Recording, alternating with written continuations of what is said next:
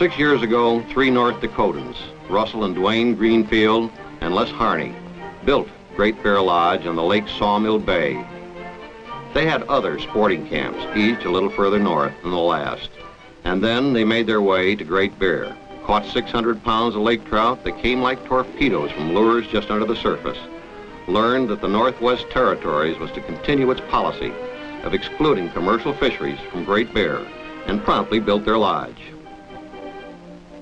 A pretty country in its brief summer when the firewood flames, but the explorers, trappers, and prospectors lived a tougher life than the lodge's patrons, with its wall-to-wall carpeting, central heating, and 24-hour electricity. Great Bear Lodge is an oddity. It has some reading lamps, but in its brief 9-week season, the sun shines most of the clock around. The fishing objective on this journey was to net just 3 species, the lake trout of Great Bear, the Grayling from Great Bear River, and the Arctic char from any of the several rivers flowing into the Arctic Sea to the north. Our first choice was the char of Tree River. Peter Kaminga, a guide, told Baffa the caribou were scarce.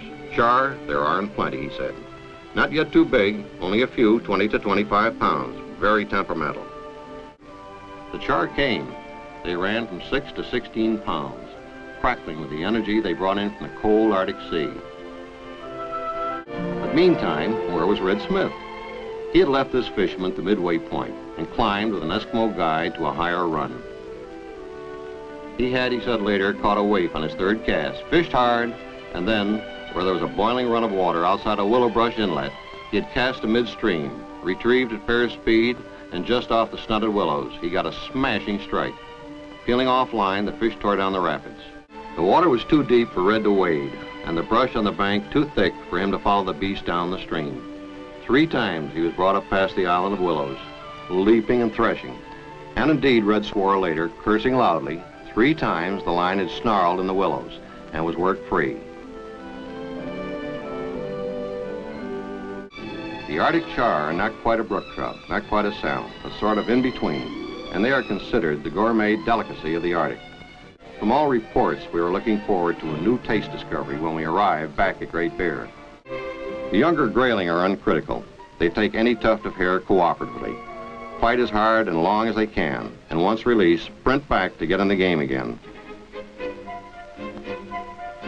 Red was fishing 45 feet of line, alternating a black gnat, a gray wolf, and a dark Montreal, because all are effective, and this reverses the usual reason for switching flies.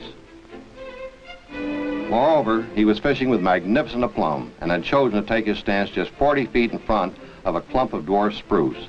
It was a hallowed day. Not once did he get hung up in the shrubbery. So much for char and the Grayling. Now for the lake trout and into Great Bear Lake itself. Our partner Les Harney in the other boat was on a fish that turned out to be the prize of the day. You just can't move them with pressure. This one had sounded, and the rod tip plus the reel drag would be the deciding factors in this all-out skirmish. Looking back on our day so far, we estimated the release of about 800 pounds of trout with 2 boats and 3 rods fishing. With the control observed at Great Bear, this condition should continue for many years. To begin with, it's a long trip up here, 1,000 miles due north of Edmonton. The Arctic Circle splits the lake in the center. You also have a very limited season and no commercial fishing. The number of pounds you can bring out is regulated.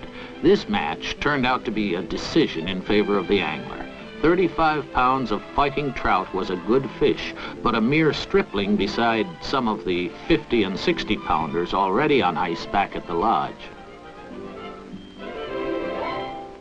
Dockside once again, our chills and misery disappeared at the sight of our catch being displayed. Fish to the right and fish to the left, all sizes and shapes. We were surrounded. What angler doesn't have a pipe dream like this? Well, this was no dream. It was a reality.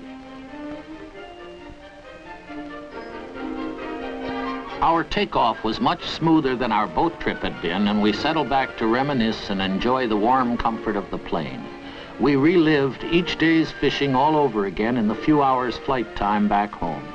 The stories would be told and retold many times. A good angler is usually considered to be a good liar as well, with the amount of fish getting greater and the size larger. This trip proved the exception. No lying required.